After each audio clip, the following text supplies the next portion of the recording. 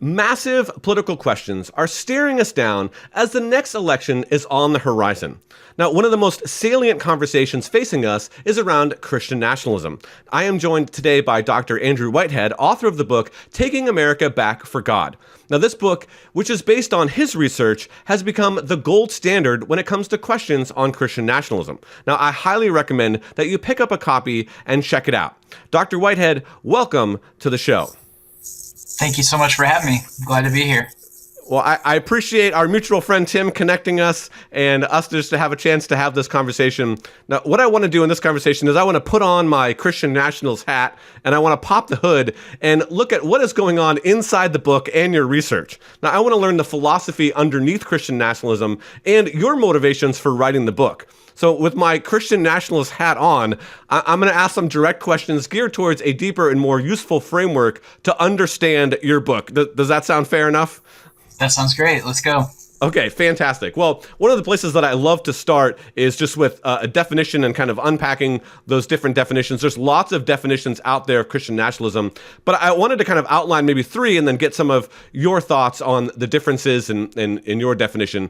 Now, Stephen Wolfe is a, commentator, Christian, conservative guy who wrote a book literally kind of, saying like, hey, we should do this Christian nationalism thing.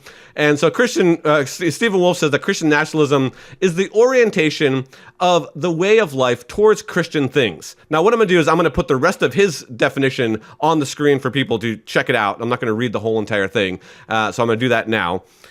Another voice in this conversation is Doug Willson, and Doug Willson is again another kind of right-wing commentator, Christian pastor. Actually, I think in the Midwest somewhere. But he says that Christian nationalism arises from the belief that secularism has failed as a foundation for society. And again, I'll go ahead and invite the audience to pause and read the rest of what Willson says on the topic.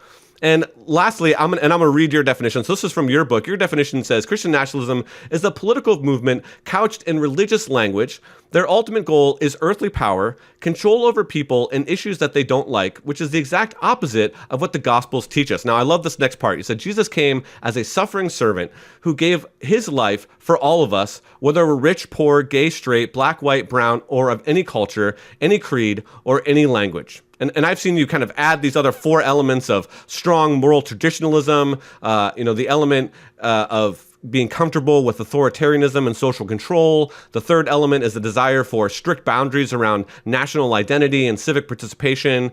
And the fourth one is Christian nationalism includes a populist impulse that inclines Americans towards feelings of victimization, conspiratorial thinking, and specious towards the elite leaders in institutions like academia, the university, science, and political insiders. So again, before I get to my first question, is there anything that you want to expand on with your definition? Again, I didn't read the whole entire thing there, but if people have seen you or read your book or talked in interviews, I think they have a pretty good idea of kind of where you're at and where you're going.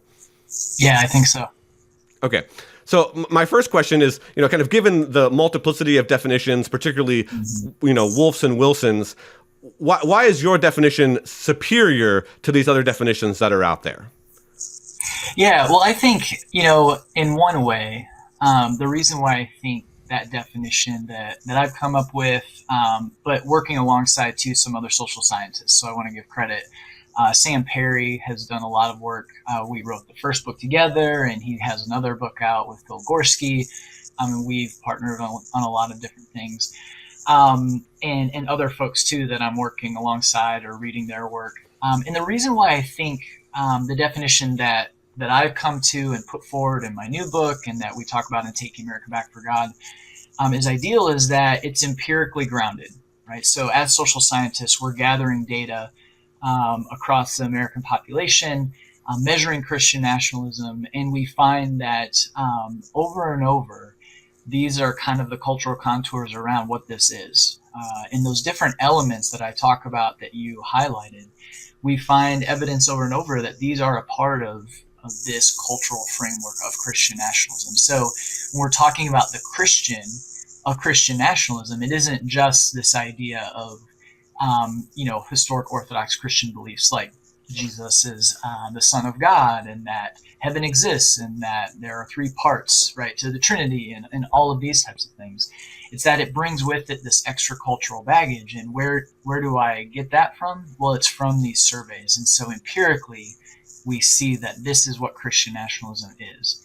Now, with this kind of term coming onto the fore and into the discourse more, we see other folks trying to come in and say, well, no, this is Christian nationalism, or that is Christian nationalism, or it doesn't exist at all. Or yes, we're Christian nationalists, but all it means is that you're, a Christian and that you love America. And that's, not what we see in the data in any of this work. And so when I look at those other definitions, I think, they may be saying, well, this is the way that I view it, and we can talk about kind of pulling apart some of those threads and those two definitions, at least that you've talked about, and the problematic aspects of those. But I think when we're talking about Christian nationalism in the U.S., the reason why I think our definition works the best is that, again, it's based on empirical research, and we see that when Americans are thinking about a Christian nation, these are the aspects of that cultural framework. I think you did a fantastic job in your book kind of laying out the methodology that you used, and I think it was Appendix A. So it's almost funny because I almost feel like that's where, again, if I was going to suggest someone, to kind of read the book, which I did, to almost start in Appendix A, right? Start at the end and then go back and kind of read that. So I think that was good. But one of the other, kind of maybe methodological questions that we need to ask is, I think it's important to kind of answer this question on how would we determine whether or not Christian nationalism is a good thing or not? Like, what method would you go through if you were going to say, I want to determine whether or not Christian nationalism, again, as you've defined it, is a good or bad thing in the first place? What would you use there? Yeah, I think for me, and if it's all right, I'll kind of draw from my personal experience here. Yeah. So as we measured Christian nationalism, and we continue to refine the measures that we use over the years, and asking different questions, and other groups too asking questions and measuring this, we see consistently over and over what the folks that embrace Christian nationalism, that are like adherents, or as we call them, ambassadors of it, what those folks are more likely to believe. Right, as I saw that in survey after survey, as a person that is kind of invested in democracy here in the U.S., right? Like, I like living in a country where we have a lot of freedom. Or for me, as a person who identifies as a Christian, as I saw more and more what those beliefs are associated with, that's where, for me, it started, kind of the wheels started turning, where I was saying, this doesn't sound like something that somebody who's invested in democracy should be signing on to, or someone who identifies as a Christian, at least in my particular faith journey, should be invested in. Now, there's a lot that we can do there, as we talk about Christianity, because I don't believe in, I don't want to speak for you, or, the folks that you interact with through your podcast and YouTube channel. But I think we can agree that there are a lot of different expressions of Christianity in the U.S., right? And so the Christianity of Christian nationalism is one particular type. And there are other types too, represented by various people. And so it isn't as though there's just this one true and that's it. But, right, there's a lot of different ways that people live out their Christian faith. But as I saw more and more in my own personal journey, what Christian nationalism was associated with, I thought, to a lot of different expressions of Christianity, not just one, this tends to really move away from, what people hold to be true about Christianity. And again, there's a lot of historical stuff to unpack. There's a lot there. And so part of this journey too, I share in American Idolatry, my second book. But I think for me, that's where it started. So I guess to wrap up this answer, what were some of those things, you might ask? Well, when I saw over and over that Americans who embrace Christian nationalism were more likely to hold beliefs that denigrated Black Americans, right? So they would say, we find, in our first book, we share this, that Americans who strongly embrace Christian nationalism are more likely to say that, police shoot Black Americans more often because Black Americans are inherently more violent than whites. right? Or that racial injustice doesn't exist in this world, or in another paper that Black Americans, the reason that they may have less wealth, or they may experience inequality, is that they aren't as hardworking as white Americans, things like that. So with the racial aspect, that was really troubling to me and problematic. Or when we looked at violence, that Americans are more likely, those that embrace Christian nationalism, are more likely to embrace political violence, or believe that only certain people should be able to vote and participate in democracy. And so, with a number of these different things that it was strongly associated with, for the Christianity that I grew up with, that was conservative theologically, politically, it really seemed to push against some of those key teachings. And that's what kind of started me on this journey where, for me personally, I thought this is problematic. So is it something that, like, you're looking at the scriptures, you're looking at social science, you're looking at the physical sciences? Is it something that you're looking at kind of like different ethical views? Like what lens are you judging some of those things true or false morally through? I guess would be like follow-up question to that. Yeah, that's a great question. I think, to be really forthright, it's all of them, right? I think as humans, we interact with other people and we hear their perspectives, and that informs us. The scripture obviously informs us. History, right, and seeing some of the historical movements around this informs us and has informed me. The social science, right, has informed me as well. In the Christian tradition, those outside the Christian tradition, right? So all these things definitely influence us. So I think there too, the underlying kind of belief that I have as well is that all of us, no matter what, are informed by all those different things, whether we believe it or not, right? So some would say, well, I just go to the Bible, that's it. Everybody's informed by other folks interpreting the Bible and all those things. And so I think for me, that's been a part of that process too.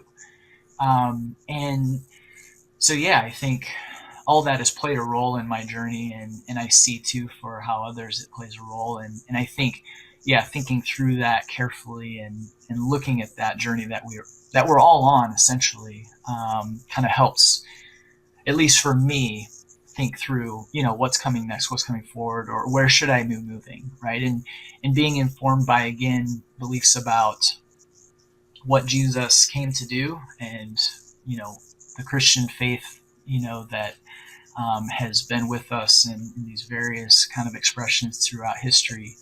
How does this align with that? And so I think those are two questions we have to ask and wrestle with individually, but then collectively as well. Yeah. Well, I appreciate that answer. And these are conversations that we have a lot, like just on our church staff, pastor at a local church, a very diverse body of believers from in all different ways. And so we love to have these types of conversations, and particularly they're bubbling up, as I said, in this election season. So kind of based on your evaluative tool there. Be specific for me. What about Christian nationalism do you see as immoral or kind of falling outside the bounds of what is good? What are the specifics there? Yeah, so as I look at Christian nationalism, there are kind of three what I call main idols of Christian nationalism. And there could be more, but these are the three that I focus on in American idolatry that kind of helps me organize a lot of the not only research that I've been a part of and that others have been doing, but then also to my personal faith journey and listening to other Christians around me share kind of their experiences and viewpoints on all this. And so the first idol of Christian nationalism is power, and in particular, self-interested power. So Christian nationalism is focused on maintaining privileged access to self-interested power and essentially being able to make others do what you want them to do, whether they want to or not, right? That's what power is all about. But I see in Christian nationalism, it's a self-interested power. It's to protect the us, the in-group. It's using power to ensure that we get to make the world the way that we want it to look. And whether that hurts others around us, that's not our problem. We need to maintain this power. We can, again, be at the center of this and benefit primarily from the things that this nation society has to offer. So that's the first idol. The second is connected to that. So when we have power as a group, we're naturally going to be afraid of the time or place where we might lose that power and self-interest power. So fear and a sense of threat is the second idol that I think about and talk about, again, based on this empirical research and then, my own personal faith journey and listening to others. And so when we're afraid of some group, the they, quote unquote, coming to take our power, we're going to be more willing to resort to protecting that power by any means necessary. And so then this leads to that third idol of Christian nationalism, violence. And this might be kind of state-sanctioned violence, whether going to war against other groups, or even interpersonal or community-level violence, being afraid of this group that's going to come and again take our power and feel this threat. And so violence, again, I think when we create these strong in-group boundaries predicated on fighting against them, this group that's coming against us, we're going to be willing to hurt, kill, do whatever, again, because we think that we have to hold on to this power.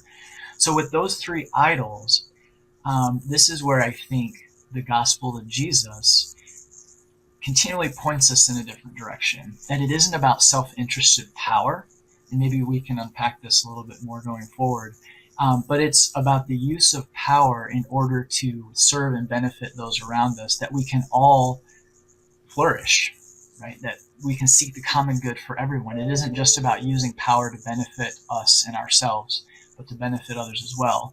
That we don't have to give in to fear and sense of threat.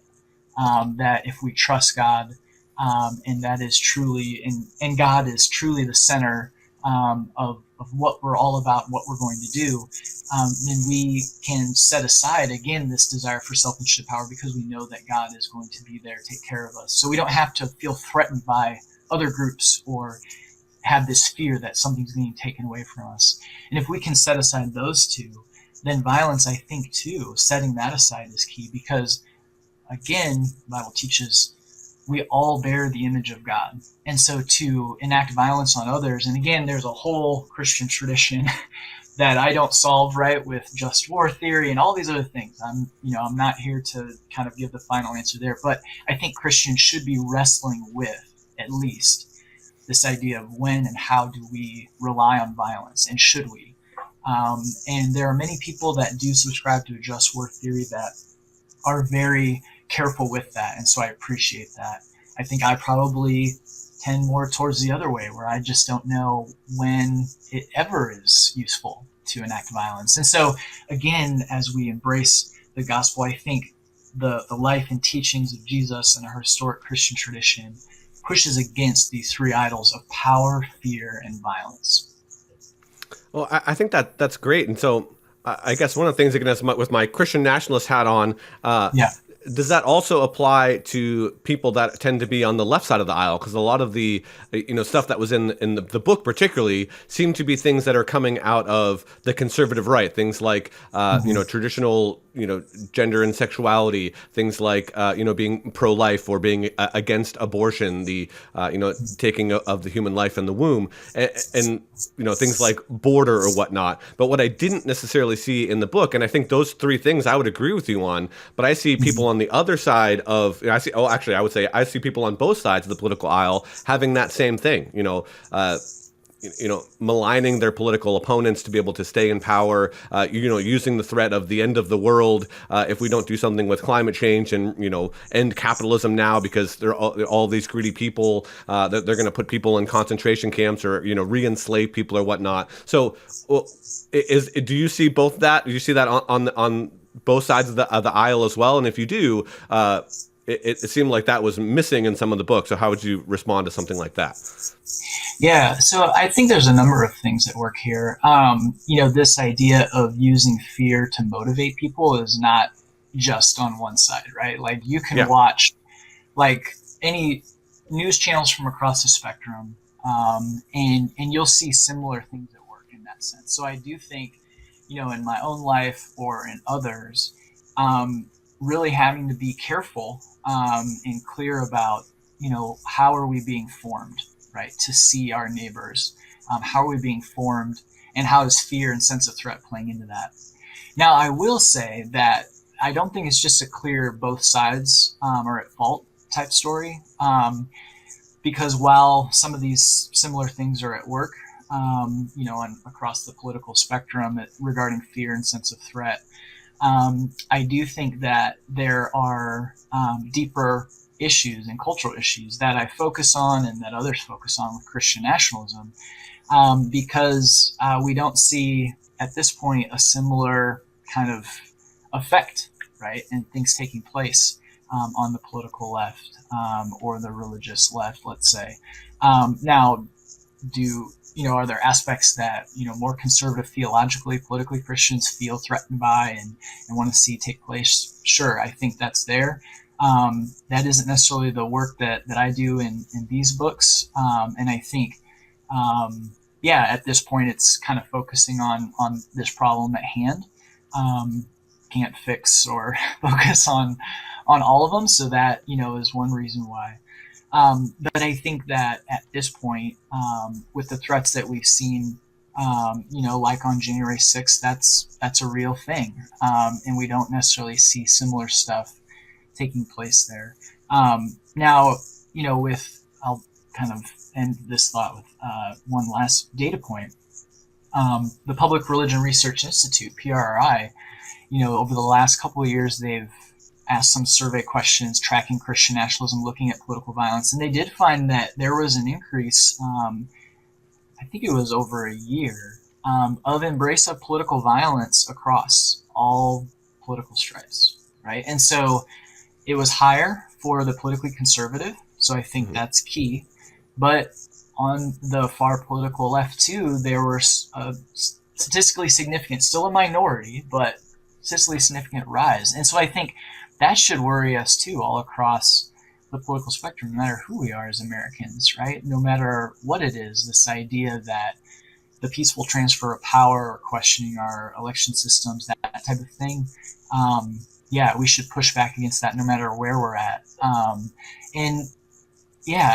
Just speaking, in the last month politically, has been wild, where it almost seems like longer ago that an attack was made on former President Trump, right, an assassination attempt. And so there were plenty on the political left that said that is absolutely wrong, right? But you did see a couple that made really harsh comments.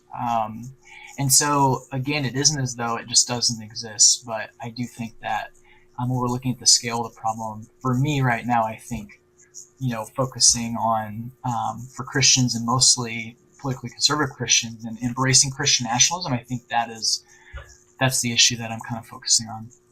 Well, so one of the things that you had mentioned in your definition, and I think a lot of the definitions are kind of driving at, is the idea of like a cultural framework. And one of the pieces that you said that informs how you're looking at Christian nationalism is biblically. And again, there may be other things that we're taking into account as well. But if we kind of just start with the Bible and say, what does the Bible say that our cultural framework ought to be? How would you answer that question? Yeah, that's a really good question. And,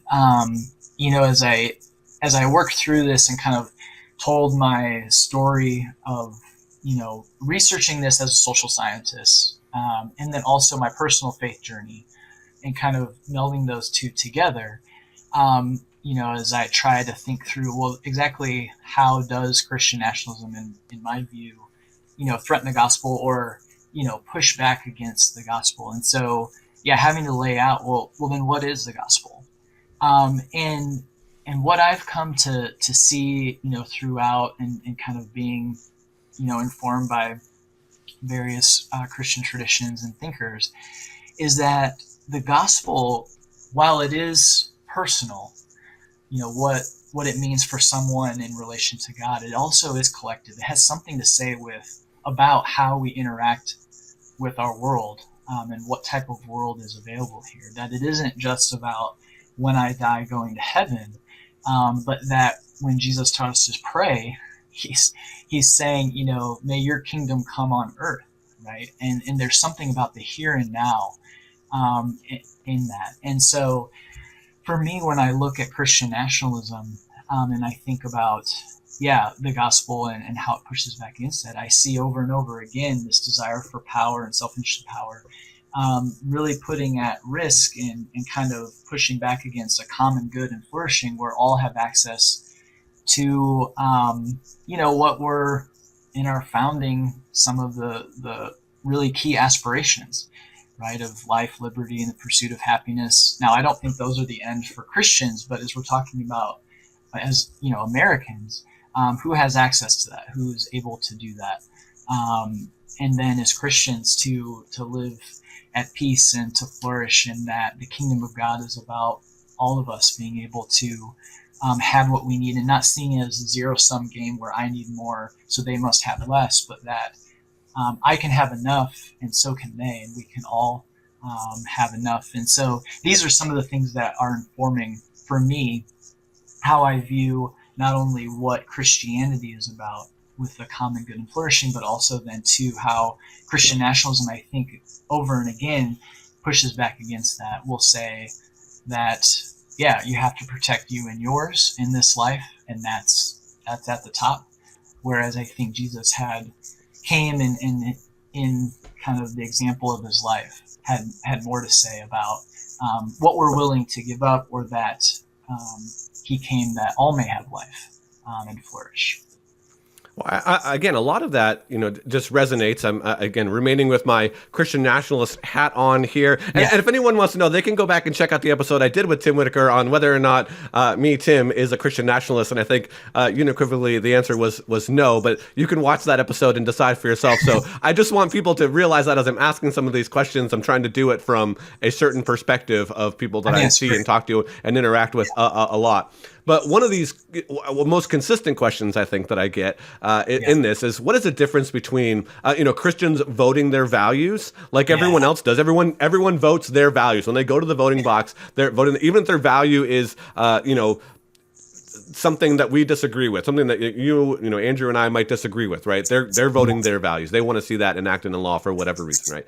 And and kind of that white Christian nationalist viewpoint that they want. It seems like the white Christian nationalist just wants that same thing. They just want their values reflected. Their values may be different than other people's values, but what's the difference there? Why shouldn't the Christian nationalist be able to vote their values?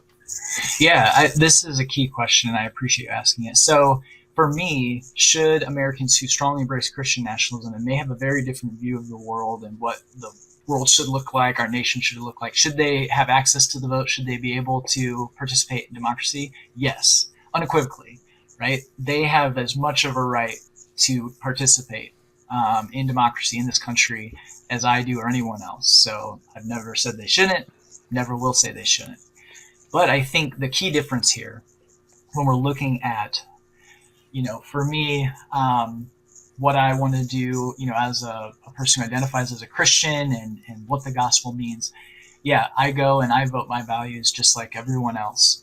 And for those that, may be more politically on the left, who are Christians or other religions, they're trying to use power, right? And I'll hear kind of this pushback. Well, shouldn't Christians, want power? Aren't they just using power too? And it's true that they are. But I always look at the civil rights movement as an example of this difference between the self-interested power that is an idol of Christian nationalism and the use of power that expands the common good and the common flourishing, right? So if we look at the civil rights movement, and this is a movement that is interwoven with, Christian and religious support and belief, right? So some of the key leaders were clergy, men and women. Some of the leaders were constantly saying, explicitly pulling from their faith tradition, right? And so one of the key outcomes is expanding access to the vote, right? And doing away with some of, Jim Crow South laws, things that were limiting whether Black Americans or other minorities had access to the vote. And so, in the context of the self-interested power, if what they were doing was akin to, I think, what Christian nationalism kind of does in limiting access to democracy, the Civil Rights or the Voting Rights Act, it would have said, okay, now white Americans, you've had your turn in this country. Now it's black Americans' turn. They are the ones that are able to vote, and now nobody else gets to vote, right? That is self-interested power at work. But that's not what the Voting Rights Act did. What it did is expanded access for everyone. It isn't as though white Americans couldn't vote anymore. They still could.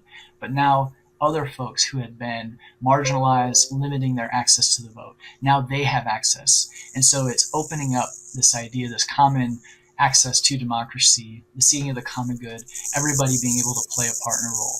I think that is the execution of power, right? Because there were white Americans in the South that did not want racial minorities voting, but now they had to allow them to. So that's power applied, right? That's power getting people to do what you want them to do despite their resistance. So it isn't as though these Christians were just not using power, they were.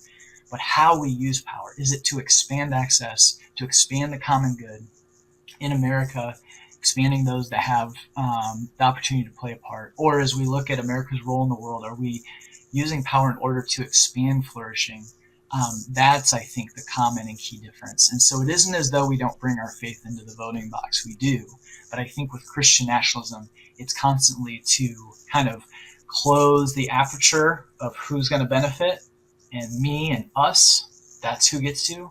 Or could we be informed by a Christian faith that wants to open that up, that allows Christians of different theological stripes, non-Christians, our atheist brothers and sisters living among us, other religious faiths, are they all going to be able to play a part and a role here in the U.S.? And I think that is something that that's how I kind of differentiate between those two. I guess the thing with what you just said, and I appreciate the example of the civil rights movement, but I guess the evaluating tool that I see most people, and even some people, again, that you had interviewed in your book, are trying to view it through a lens of like what is morally right and what is morally wrong. And so in some instances, the groups are going to miss it, like they did in the civil rights, trying to, restrict voting access to people that ought to have, the right to vote. And then other things like in our current context where there, we take the issue of something like abortion, right? Where there is, the violence happening to the unborn, and it's being billed as something as, reproductive rights or reproductive, health or something like that, or reproductive care. And so on one hand, they're saying, the Christian is looking at these two situations and saying, is this morally right or is this morally wrong? And then they would have to answer that question however they answer it. And then they would have to ask, is this something that we ought to use the government to be able to enforce this thing? Because I think one of the things that I see is that there is, realizing that there's other institutions that can, help sway or persuade the culture in a certain direction, right? The law is one of them, but there again, there's, entertainment, there is the family, there are, educational institutions, there's the church, there's just the general community of those types of things. And then what falls in each one of those buckets is a really fascinating and interesting conversation. Any thoughts on that before I jump to our next topic? Yeah, no, I think that's really important and key, right? And even in the topic that you raise, right, with abortion, and all of that, I think for me the key part is once we see what this is, then as Christians, are we open to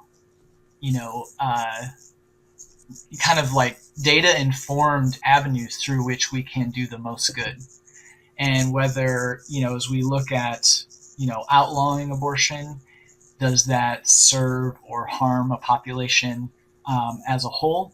Or are there other ways that we can reduce the number of abortions? And so what I see over and over with the pro-life movement is an unwillingness to embrace a number of different ways to actually reduce the number of abortions in this country. And if we were really about reducing that number, would we not as Christians want to embrace all of those rather than just using this one tool and one thing? And so I think as we come to whatever kind of topic that is morally informed and very personal, there's a lot happening there. I think as Christians really understanding that there is no one shot straight answer, black and white, but that it is really complicated, and how can we best serve those around us and look for and use data that helps inform the choices we make as a country in doing all of that. And that doesn't have to be right or left politically,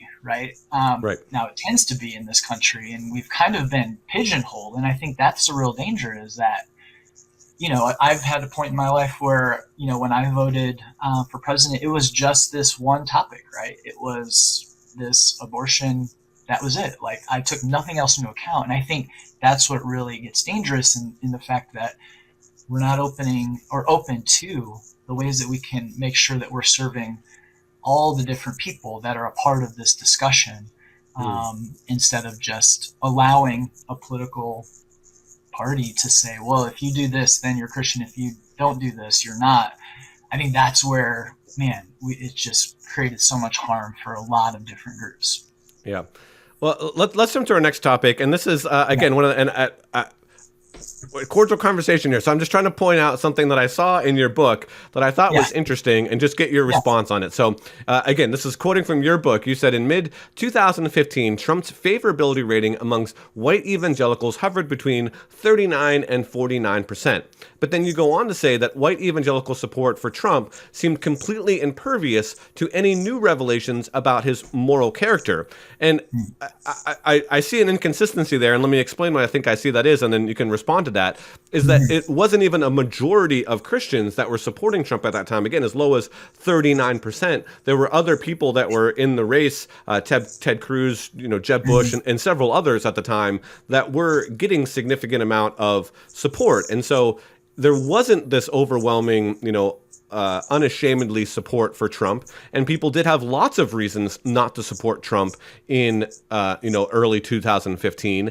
But when it came down to the option in the end, they felt like that the other choice wasn't necessarily as good, whether that was right or wrong. So, do you see an inconsistency in those two statements, or how do you square that for me? Yeah. Honestly, I'd have to go back and look at the context of those two parts. But I will say that, in the process of writing the book, and then we're now, I guess it came out almost 4 years ago, 2020. Part of science is new findings, right? And new data and changing and adapting and all those things. And so, one thing that there was kind of a common narrative that, for Christians, especially in the lead up to that election, or even in 2020 or 2024 here again, 2023, that Christians didn't necessarily want to support Trump, and those that were attending church frequently, right, like they weren't necessarily on board. But we do see evidence that for those folks too, there were a solid number that were behind him, that this is the candidate that they wanted. But it got to the point that Trump was, kind of the last option, and in the end, they fell in line, and the oft quoted, right, 81% of white evangelicals voted for Donald Trump. And I think in some ways, as we break down that number, it isn't as though they were all necessarily those that would end up right at like a rally or at January 6th or anything like that.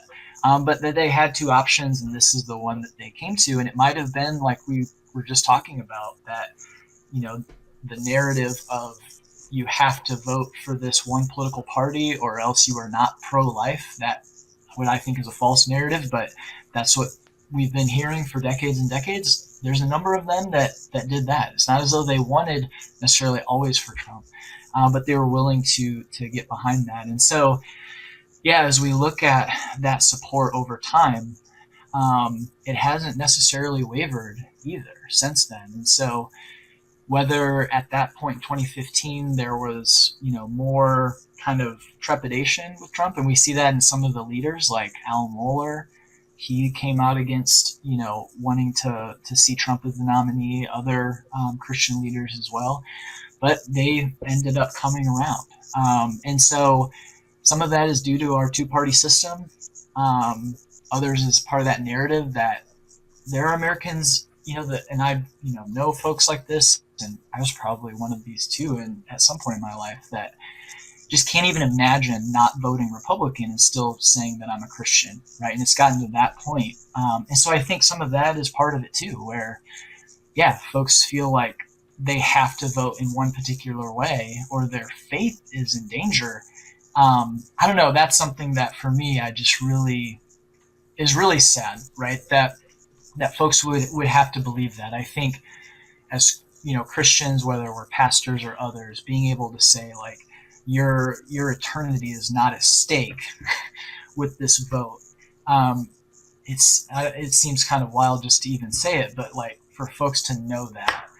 But yeah, there are powerful forces and voices that would rather be that way, and so all of these things I think are wrapped up into what we saw in 2015 in a sense. Well, yeah, and again, what you just said, I think is true, and it's reflected in, yeah, again, your words in the book. And trust me, I have lots of issues with Trump as well, and Yeah. we could go on for a long time with that. But you said the two strongest factors in predicting who voted for Trump were self-identifying as a Republican and as a political conservative. So, given the numbers of low support at the beginning, relatively low, 39 to 49%, less than half, not a majority, and then adding in those other two factors of just being Republican, people are just going to vote Yeah. red no matter what, or they're Yep. they're saying, hey, I'm politically conservative, and so I'm just going to vote for the politically conservative option, whoever that is. Based on Yeah. those numbers, it seems that evangelicals didn't want to necessarily vote for Trump, at least initially, but that they had to, based on some of those issues, cast a vote. And so my question for you is, who should conservative Christians, voted for in 2016 in your view? Yeah.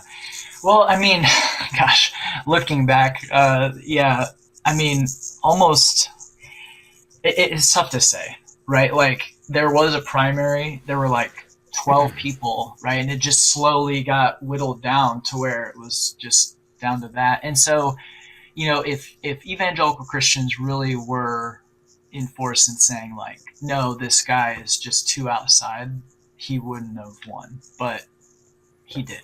And so I think for me it rings kind of hollow to say like um, this was their only choice. They had choices, and there were people in that primary field that aligned much more closely with historically maybe what they would want to do. But in the end, he got it, and it's in no small part due to folks getting in line and saying, yeah, this is what I want, or at least this gives us our best chance.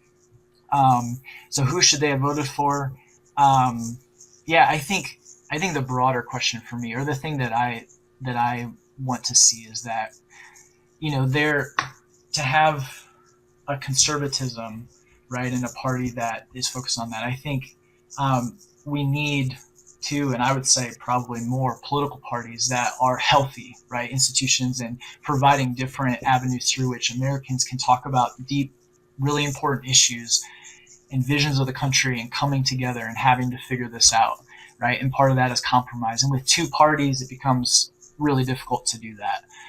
But that's kind of what we're living in. There's tons of money wrapped into that. It's probably not ever going to change in our lifetime. So, but yeah, we need that. And the thing that I want to say too is, I've read, maybe this is a link I can send and you can provide to your to folks that you interact with, that there are conservative cases for things that, by and large, if you mention them right at the Republican National Convention, you would be, called a Marxist or socialist or whatever. So one is, I read one, a really great essay of this guy talking about the conservative case for single payer healthcare, right? And so again, if you mention that in Republican circles, you'd be shouted down. But he's highlighting, right, like, when we talk about what is conservatism and how could this serve the national good and protect institutions and serve, a Christian conservative case for single payer, he's making it. And so for me, that is really interesting, important, and it kind of, again, cuts against the grain of, well, these issues, you have to believe these things, and then you're in this camp, and that's it. I wish it was more that these are the issues we're facing. What are the different options? And they don't have to necessarily fall within one or the other camp, but how could we do this together to, again, ensure a common good and the flourishing of all of those things? So that sounds idealistic, and it probably is, but I think too, if we're going to get to a better future, we first have to start imagining it and talking about it and wishing for it, and then doing what we have to do to kind of move towards that, whether it takes a while or not. So yeah, those are those are my more idealistic thoughts. But it can exist, right? It can actually happen. We can have these discussions, and I hope that we do more and more move towards a future where we can. And I think right now there's one party that maybe would allow that more than the other. Not that they're both open to it, but one that's much more close to it. And I think that's regrettable. Like I want more of where we can actually sit around, as you and I probably differ on a number of things, politically, theologically, whatever. But can I be informed by your experience and expertise and views, and can you be informed by mine? And can we try and think through, well, what does this mean going forward? Um, that I think would be a wonderful civil sphere, right, and discourse to be a part of. But it is difficult. And so, yeah, for the folks that are more willing to allow that to take place, that's who I'm going to support right now, Yeah. and try to see a different world. No, and I think that again, that's a fair assessment. It's just one of those things that as we see kind of the rhetoric around, elections since 2016, that is Yeah, often, touted as like, well, they ought not have voted for this other person. But then again, that removes the idea of this binary. And even, looking at the Republican primary, you had several other candidates that, yeah, again, probably would have fallen more in line with this ideal of conservative Christian and had the leadership and the character yeah, to kind of go with that. But then when you diversify that out, right, then you don't get the bulk that you would have had with Trump. And so Trump only I don't even think he won Iowa the first two primaries, if I remember correctly. And yeah, so there was a significant move in the opposite direction. But then again, people are, if there's a low information voters or people are just coming out for their base or whatever, there's a myriad of different reasons. All I'm trying to say is that I think the binary, like you're saying, is not helping us at all. So, I don't but think so. Well, yeah, and I think real quick, like for me, as we live in this country, whether it's a binary or not, like I think the key disqualifying thing isn't necessarily your political beliefs or where you would push the country, all those things. It's when Trump first said that he wouldn't respect the results of the election, which was like at a debate leading up to 2016. I think that was like that should be the one time where it's like, okay, this is it. Like we can't have a candidate that will just say no, I don't care what the results are, because if we're going to have political differences, we have to respect the same rules that we're all going to play by. And I think that's where really the key is. I'm more than willing, and others are too, I'm sure, with the differences we have politically, but we have to at least agree to the same rules and that we both have a right to be involved. And I think that's where the danger comes, lately in the last, several years. So, yeah, sorry. Well, no, let's wrap up maybe on this question. So Yeah. you, in your book, some of your data was largely based on kind of like these 6 questions, and I'll go ahead and put them on the screen for people to, again, pause and read them. And that through answering those 6 questions, they were kind of given, a grade, if you will, a point system for that. And so I think one of the things, and again, this largely comes from Neil Shenvi. I read, again, as researching for this conversation, reading your book, looking at different, topics, his review had come up. I'm not sure if you had a chance to read Neil Shenvi's review on your book, but one of the things that I thought was interesting from his review said that given these 6 questions that and how they would rank, 38% of Democrats would be considered either ambassadors or your second category, so like some supporters essentially of Christian nationalism, and then 67% of Black Protestants, 21% of Jews are supportive of Christian nationalism. And that 38% of people who were supportive of Christian nationalism didn't vote for Trump. And that blacks were more supportive of Christian nationalism than whites. So given these results, I think we should, kind of questioning the measuring. So how would you wade through some of this? How can 67% of Black Protestants be supportive of Christian nationalism who want to, again, considering the definition that America has to be like a white natural born citizen in order to be the ideal? So how would you square some of that data there? Yeah, well, I think a couple ways. I think when we're doing survey research, one of the things that's constantly going to happen is you're going to have variation. And so if we ask these questions and it just is completely aligned, well, then I would really wonder, yeah, what the sample looked like, because you're always going to have that. The other part too, with the measures we use, even from that book until now, we continue to refine those and use different ones. But we do see consistently, right, as you point out, racial and ethnic minorities embracing this. So we actually talk about this in that book, and since then in a number of other places, what's likely going on here.